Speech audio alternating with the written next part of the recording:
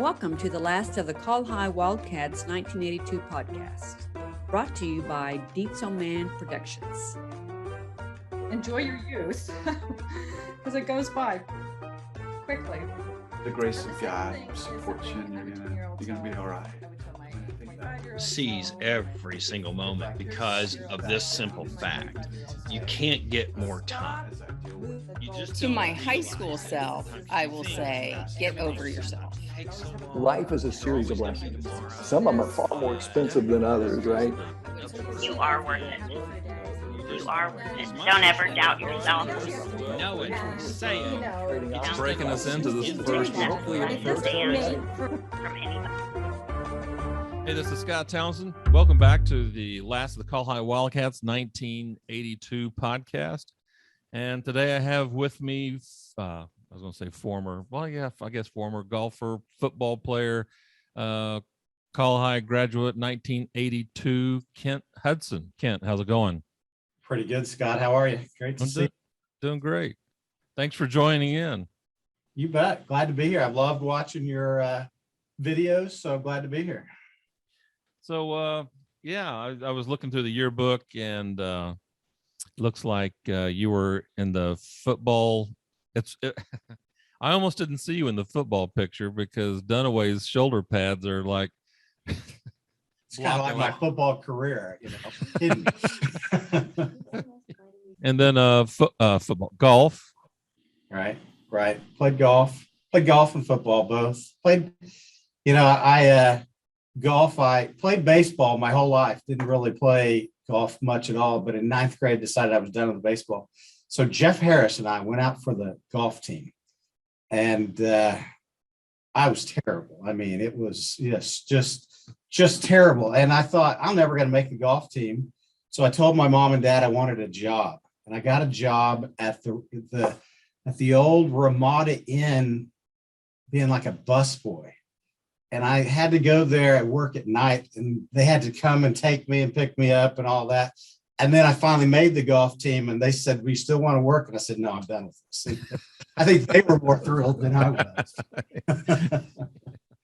Where was the Ramada Inn? I think it was there by Apple, where the Shane's Oh, yeah. back up there. Yeah. Okay. Yeah. In that area. Okay. So you started playing golf in ninth grade? So I started in ninth grade and played every year. I mean, I was never very good, but had a lot of fun. Still like to play golf today. So it was a great foundation for, if I could play golf every day today, that'd be great. So back then you got to play every day and you didn't appreciate it. Yeah. And you got to rotate, play all the courses in. You did, yeah. That was pretty cool. It was fun. I played Adams Golf Course not too long ago, and I hadn't played there in years. And I haven't played Hillcrest Country Club in 40 years probably. So it was fun. You got to play them all. Remember Sunset? I do, but I don't remember it very well. I remember the greens were really slow. Yeah. And, but I don't remember it that well. I liked it because it was flat and wide open, and less trees for me to hit. Exactly. Oh man! So bring us up to speed. What's been going on? What's in the? The life over the last 40 years has gone through a bunch of highs and a bunch of lows. But right now I'm chasing kids, and I went to OU and got married after that. And then took a job in Houston, was going to work in Houston for a while. But my wife at the time was in pharmacy school, and she couldn't transfer to Houston. So what was your major? I ended up with an accounting degree. Okay. I mean, just barely. Ended up with an accounting degree. And so she was in pharmacy school. So we had this long distance marriage for about 6 months. And so I decided to go back to school, and I didn't have very good grades. So I had to go to graduate school at Central State. And she was at OU's pharmacy school. And when she got done, we said, hey, let's move somewhere different. And this was obviously pre-internet, pre-everything. So we kind of had a list of cities that we were calling the chambers of commerce and getting all these brochures.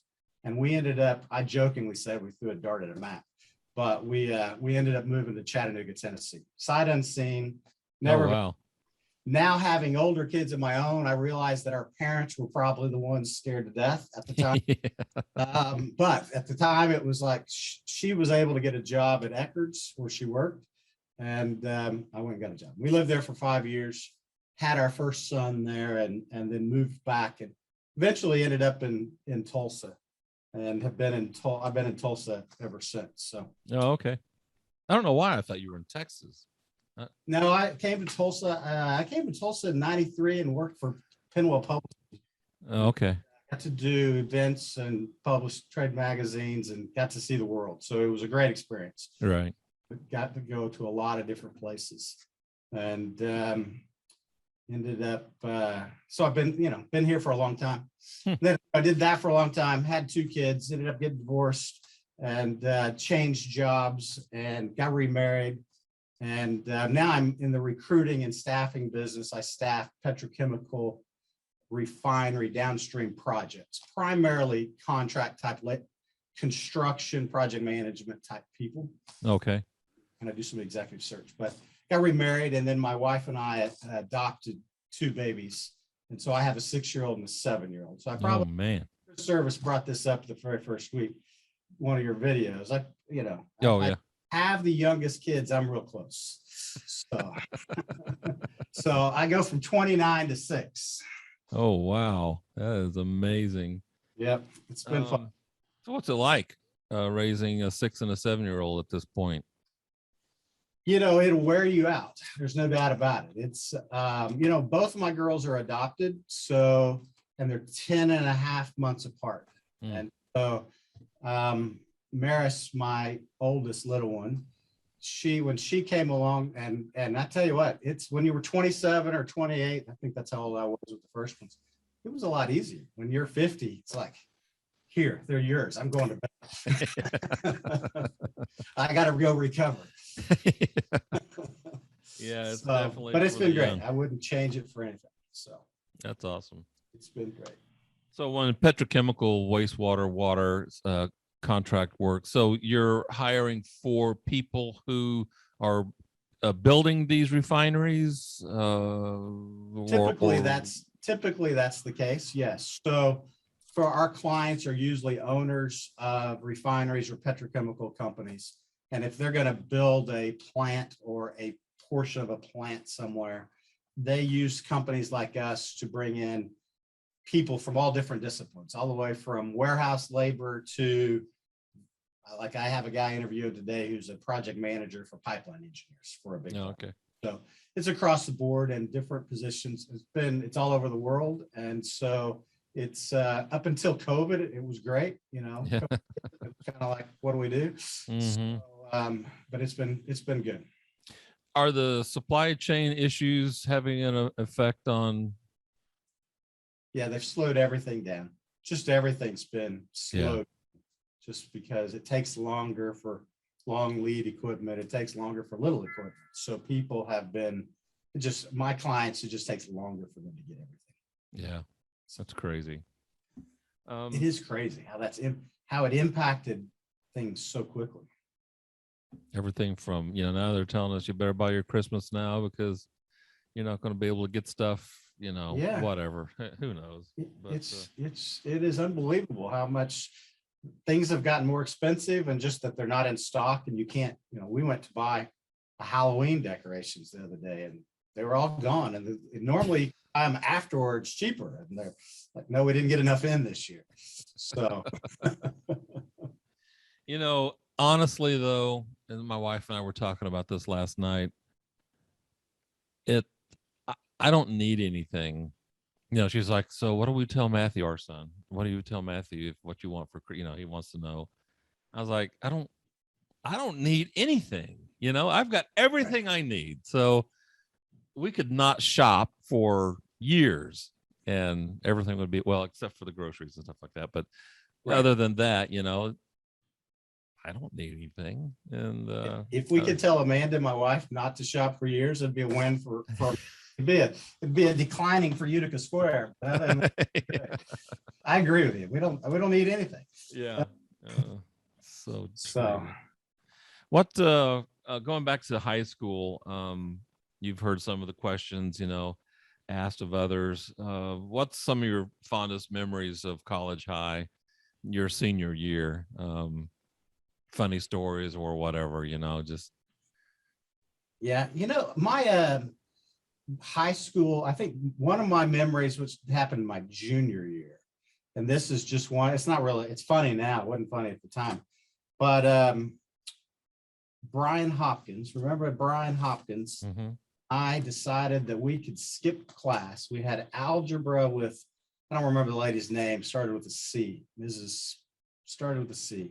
Colmenares? That's it, Colmenares. Okay. Yes. So we would skip her class, and it was right before lunch, and then I would go into athletics. And so it made the day real early. Yeah. Back in those days, they'd write your name on a piece of paper and put it out by the door. And if you were sly enough, you could come scratch your name off and never go into class. And he and I did that a bunch.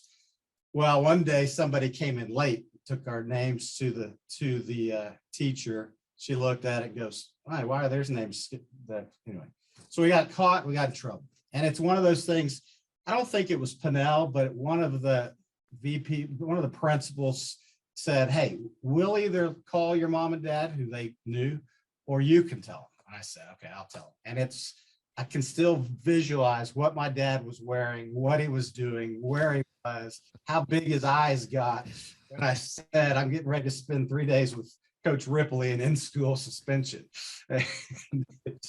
And it scared me to death. I mean, it probably took me an hour to get the courage to come up and tell him that. And he told me not too long ago, he goes, at the time I had to act really mad, but I really thought it was a pretty cool idea what you were doing. That happened in February of my junior year.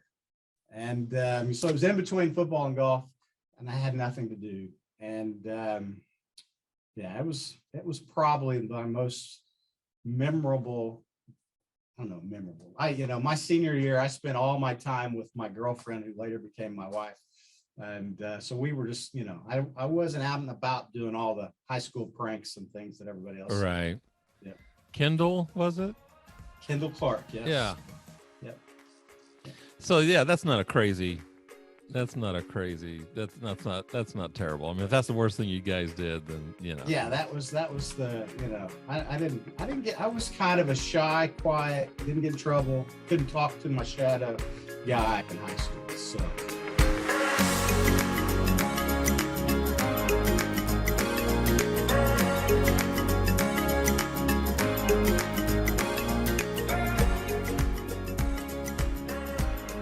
what was football like, being on the football team? I love playing football. I, again, wasn't any good at that either. I was too small, but I liked it, enjoyed it, still do like football today. So I liked the guys, I liked the locker room, the camaraderie, and always wished that I had been, 6'2" and could run a 4.40, but yeah, said no. So, just the way it was. Well, did you play? Was Ben, my brother, on? Did you play with him? I can't remember. I don't remember, but I don't remember a lot of things about. That's the way I am. Fuzzy about school. Yeah. And those things. Probably, if he was there when I played all through high school. So if he was on there in that time period, yes. Yeah. I'm amazed at how much I don't remember. I mean, I'm probably the worst person to be doing this because I know where the building is, but other than that, I'm the same way. I don't remember hardly anything. And, like I'll talk to Tracy Robinette and we'll tell stories and he'll remember every detail. And I'm like, how do you, when he and I were in college together too. And I'm like, how do you remember that? I don't remember anything. Yeah. So. That's so true. As far as classes go, what were the ones you leaned most towards? What were the ones your favorite, I guess, or the ones that you did well in? If you did well in any of them. I don't think I did well in any. That was a I didn't realize the importance of school and all that back in those days. Oh, And no. I was not a very good student. I just did enough to get by and not to get in trouble with my mom and dad. And so teachers were not, I didn't have the ability to talk to people very well. So I didn't go talk to the teachers. I was like, Yeah. they weren't the enemy. They were just grown-ups. And I was the quiet kid that couldn't talk to them. Some fun classes. I mean, Mr. Love, I liked his class. I kind of understood his class. Lisa Hudson sat behind me and we laughed and cracked up through the whole class about a little bit of everything. Yeah. I had Mrs. Curry in Latin with John Dunaway and Kendall. And Kendall and I hadn't started dating yet. And those two had both loud personalities and they would just take over the class. And I would just sit there and laugh. And it was those were enjoyable hours. Yeah. Oh, you'd go to class and they were fun. So when I'd go to Mr. Simmons or John Baird, those were hours. Please let the clock tick. Speed this thing up. Yes, exactly. So what was the change? You go from quiet, shy, retiring to, I don't know, doesn't seem as though you're like that now. I mean, has there been a change? I mean, what was it? Yeah, I mean, all through high school and college, I mean, I'm shy. I'm still shy today, but I sell and speak to people for a living. And just in my career, because I didn't care about school and didn't have good grades, jobs just didn't fall in my lap. So I always had to work harder and talk more. And I just learned how to do it. I joined Toastmasters at one time. Yeah, that's awesome. I did that for a long time, and it just taught me about how to make presentations and how to do things. And then, would you recommend people take Toastmasters? I do. Yeah. It's a great tool especially when you're young and getting started. It's a great class to go just to learn how to public speak and how to get over the jitters and fears of being in front of people. Even if you're not ever going to do public speaking, but if you're in a sales role or a business professional role where you're going to present to people, it's a great tool. So I enjoyed that. That helped a lot. My brother, he was in Toastmasters, and we went to go visit him one time, and he took me to one of their meetings, and it was really good. There was a lot of accomplished speakers in that group, and I just, there's one guy that had a bell, and he would ding it every time you said or whatever, Right. That's right. which I found really annoying even for a visitor. I was like, man, throw that bell away, man. It's really getting on my nerves. I'm not doing any speaking.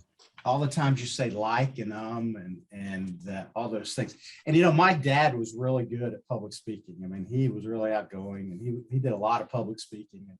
And as a kid, I remember counting how many times he said and how many times he would pause or whatever. And so then when I got into Toastmasters and had to give like my first speech, it was like it was like a series of it's hard. It takes practice. Yeah, it really does. It takes practice. And I find myself in doing this when I edit these interviews.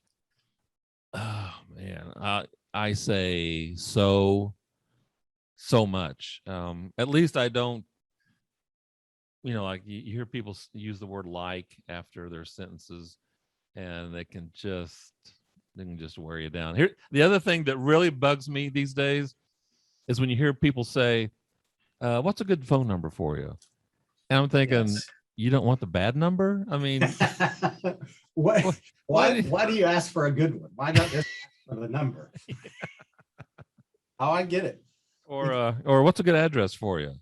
Let's try this one. Make one up. That's exactly right. In the recruiting business, we spend all day on the phone. And so and we role play a lot. And so I'll get a new recruiter in here and we're going to role play how we're going to call this client about ABC junk. And their eyes just get big. They're scared. It's like they're scared going to the principal's office. And and then I tell them, by the way, we're going to record your first 50 phone calls and we're going to replay them and listen. And it's and it's great practice and training, but it's when you hear yourself go over and over again, it's you understand you shouldn't be saying some of those things. Oh my gosh, that's absolutely right. And so few people do that, really. You know, when I was at Disney, they had a mirror at your station, and so you could see yourself, and you were, you know, if you're not smiling when you're speaking, they can tell that. And so the mirror was only there to remind you, if, you know, check and see if you're smiling first, because it comes through your voice. So I always thought that was interesting. It does. And little things like stand up, get up and walk. I mean, I typically am pacing as I'm talking on the phone. So it's like, you know, your communication and you speak better. But from being able to, I could never have done that as a 16, 17, 18-year-old kid. I would have just been scared to death. So what did your dad do? You said he was good at public speaking. I don't remember. So my dad worked at First National Bank, and he was he was the VP of lending or whatever he did there. But he every Friday morning for years, he did a public speaking deal at the bank where customers came to the bank and he gave presentations. My dad actually ended up being one of the speakers who spoke when T. Boone Pickens was trying to acquire Phillips. It was actually a Nightline one time, just for that very reason. Oh, so wow. Really good at public speaking and got asked to do it a lot. So it was always a thought process of, you know, how do I learn how to do that? So did you have any brothers or sisters? I can't remember that either. I did. I have a brother and a sister, Kirk and Susan. They graduated in 86 and 87. I think, 86 and 87. So they were quite a bit younger than us, but. Okay. What, okay, here's the other question I ask everybody. So what car did you drive in high school? I had two. My first car was a 1976 Buick Skyhawk. It was a blue hatchback, and it was a great car. You know, I didn't turn 16 until July after our junior year. And that moment, I woke up, my parents came, it was outside. I went and got my license, started driving. But when you got to 60 miles an hour, it was like a vibrating machine. You know, it was like the you used to put on, you know, people had back in the day that would make you lose weight. They would just shake. And so I had that for a while and it was fine. And then one time I drove my mom in it and took her and got it up to 60 and it just shook like crazy. And so they were quickly getting rid of that car. And so my next one was a 78 white Pontiac Firebird. And it was a great car. It's funny. I was dating Kendall at the time, and we had just started dating, and she hated Trans Ams and Pontiacs. She thought, those are cars. I never want to be with someone that has one of those cars. Here within about a month, I rolled up in this Firebird, and she rolled her eyes at me. What was the who was in your squad? Who was in your group of who was in your gang? So, you know, I mean, I ran around with Zervis and Matt Newman and Jeff Blair and Robinette and, you know, kind of the guys that played football and golf and then different people. And then I spent a ton of time, obviously, with my girlfriend during most of my senior year. So it was my group. But Zervis and Matt Newman, Jeff Blair, you know, we hung out quite a bit. Jeff and I hung out even more, ninth grade up more. We kind of lived in the same neighborhood. So. Yeah. What's the one story about any one of those guys that you can tell? That I can tell? No. Oh, what's a good story about? I haven't asked this question to anybody else. That's a great question. I haven't thought about one I can tell. Yeah, I believe it was Jeff Blair was on a date. I don't remember who he was with. And Zervis Newman and I decided we would decorate his car at the movie theater. And While they're in the movies. while they were at the movies with things we shouldn't have put on his car. And that was, you know, I don't know. Zervis, I remember one time we were going to Tulsa to go to a basketball game, I think. Me, Matt, and Chris. And Matt and I used to dip Skull at those days. And so we had our tobacco in our car as we're going, and we decided to give Chris was going to try a dip as well. And we didn't make it past Silver Lake Road going out of town to Moose Lodge, and he needed to throw up and get out of the car. Oh man. Bad experiences, but fun. So you were in accounting at OU? I was. Majored. So I was an accounting major. I graduated with an accounting degree. I worked as an accountant for a little while, enough to pass the CPA exam and determine that I did not like being an accountant, and quickly kind of moved into more operational and I don't know, more sales focused type of roles. But yeah. I was asking about the transition there. I remember in high school, I was like you, only worse. I wouldn't talk to anybody, you know, just super reserved and under the radar. And if I did not get noticed in the hallways, and that was job well done. Yes, that was a win. That was a win. And as soon as I got to college, KU and then OSU, man, I'm telling you, something just flipped. The switch just flipped. And it was like I wanted to be the center of attention. I was, you know, it was all the parties and just gregarious. And if you saw me in college versus when you saw me in high school, from a personality standpoint, you wouldn't have recognized me because right. It was just I don't know what it was. But it was really cool, and it's kind of been that way ever since. And I kind of wish that had happened in high school, you know. But no, it was high from everybody. I was the same way. I remember in high school, whenever you get there early, and people would be standing on the side of the hallways and they're in their groups talking, and you had to walk through them. It felt like you were walking down the plank almost. And I'm just ducking my head, trying not to make eye contact and get through to my locker to get to wherever class I need to go. And that didn't change. I mean, I was still pretty shy in college, but I got a lot better when I got into the working world and away from that, I guess. Are you glad you didn't have a cell phone in high school? Cell phone, college, early career. Yes. Cell phone. I could probably do without one now. They're nothing but trouble. Yeah, I know, especially if you're younger. Oh, they're nothing but trouble. So yeah, what's the biggest change? You know, yours since high school, tons of changes, millions of changes. I guess what I'm talking about is what's the biggest, you know, you think if you use the phrase, you know, back in my day or whatever, what's the biggest change you've seen in your lifetime? I remember my Uncle Joe, when he was born in 1900. Anyway, he came across on a wagon from like Virginia to Oklahoma. And he died in 97 or something like that. Anyway, in his lifetime, he traveled in a covered wagon across to here in Oklahoma. And in his lifetime, he'd seen, you know, man land on the moon and just all kinds of stuff. What's one of the biggest changes you've seen that still amaze you now?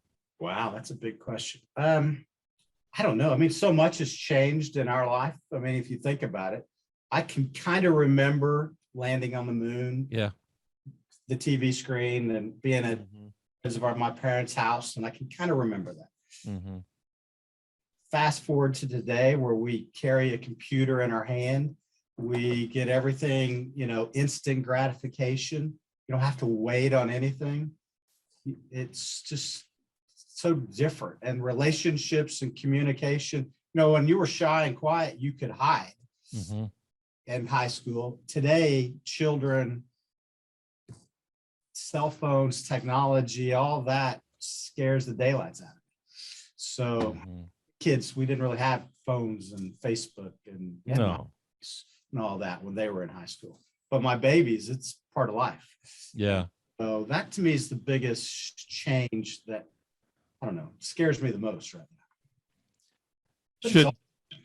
Should kids have cell phones at that age? No, I don't think so. Yeah. I don't think so. I mean, my oldest son, about 8th grade, they had a flip phone that was really just a third person phone in order for them to not, if they went somewhere, spent the night, etc. He's in 8th grade. I'm downstairs. I hear some noise. I go upstairs. He's talking on the phone to a girl. I grab the phone and come downstairs. I'm the only one up at that time. I decided I'd look at the phone. I hadn't really ever looked at the phone. Well, it only had room for 200 text messages and in and out. And I started going through them, and it was like a romance novel, 200 in, 200 out, but with this little girl.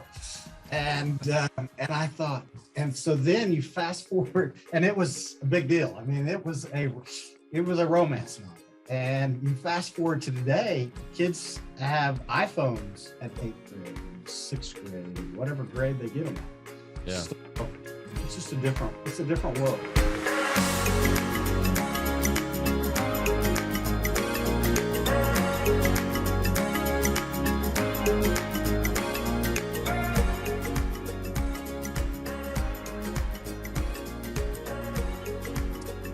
You're at the graduation, and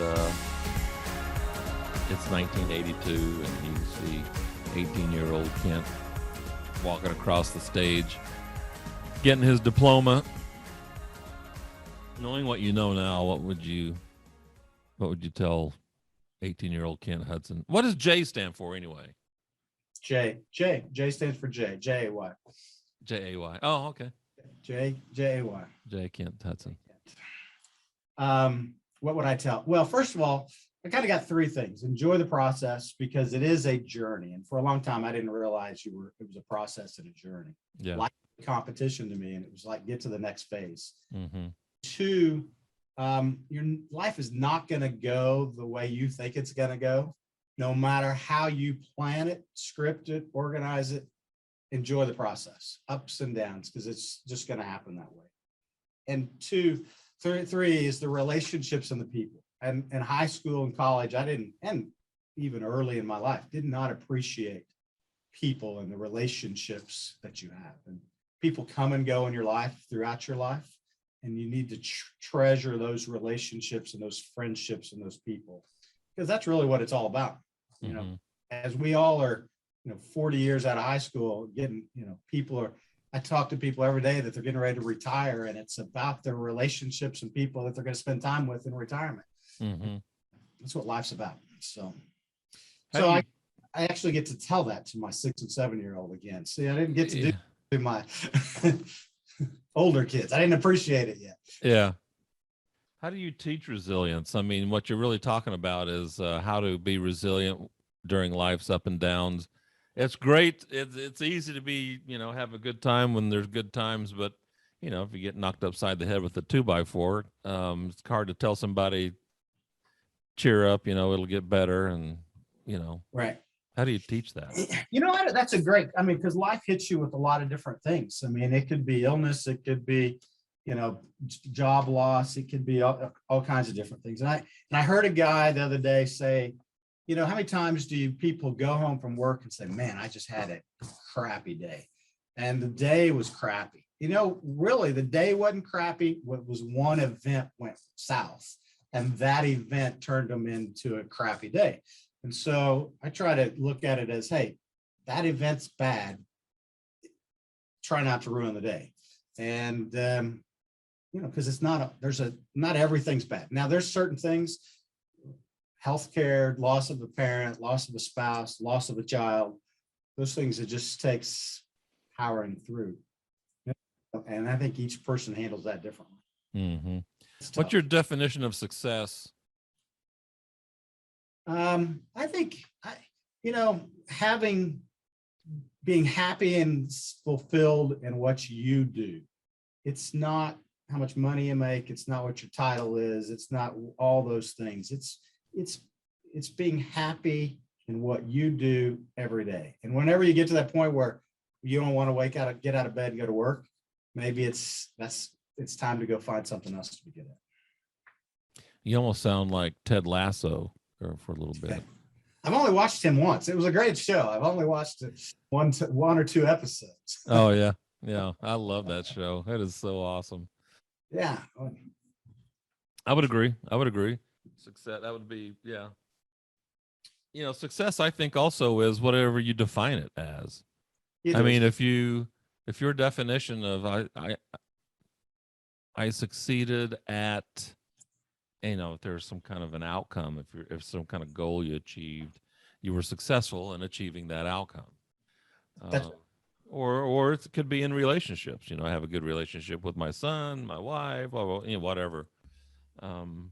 It's just all in how you define. It's all how you look at. Early in my career, success was how do I keep going? How do I get to the next job? And you know what? You just on like the rat on the treadmill, trying to get to the next thing.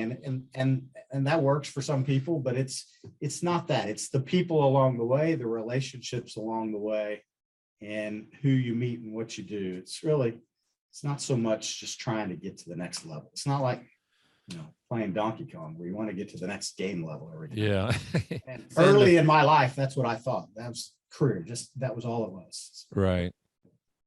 It wasn't for me. Not for me. Sandra Yeager was talking about that. She was like, if I could do it all over again, quit moving the goalposts, or however she said that. Yeah, that's a good phrase. Mm-hmm. It's a good phrase. So, because go. Kind of like people say, oh, I'm not going to have kids yet because it's not the right time, or I'm not going to get married yet because it's not the right time. Well, if you keep moving the goalposts in life, it's never going to be the right time. So enjoy your life. Right. Just get in there and get messy, get dirty. That's right. That's exactly right. So, any final words what do you want to say to the Wildcats out there watching, listening? I've enjoyed your interviews and your videos a lot. It's been a great way to catch up and hear about people, and so I guess just get on your list and let's see and come to the reunion in next year, whenever it is. Right. It's not far away for me, so I'll be there. But I'd love to catch up and see people I haven't seen in a long time. If anybody wants to get in touch with you, get a hold of you, how would they do that? They can call me or they can email me, and I'll give you you have all that information. Okay. Yeah. So I'll listen to the show notes below. So sounds good. Well, Kent, really appreciate your time. Thanks for taking the time to visit with us and kind of catch up. You bet. I appreciate it, Scott. Thanks so much. It was fun. So for Kent Hudson, this is Scott Townsend. Thanks for watching, listening to the last of the Col-Hi Wildcats 1982 podcast. Have a great day, and we'll talk to you later.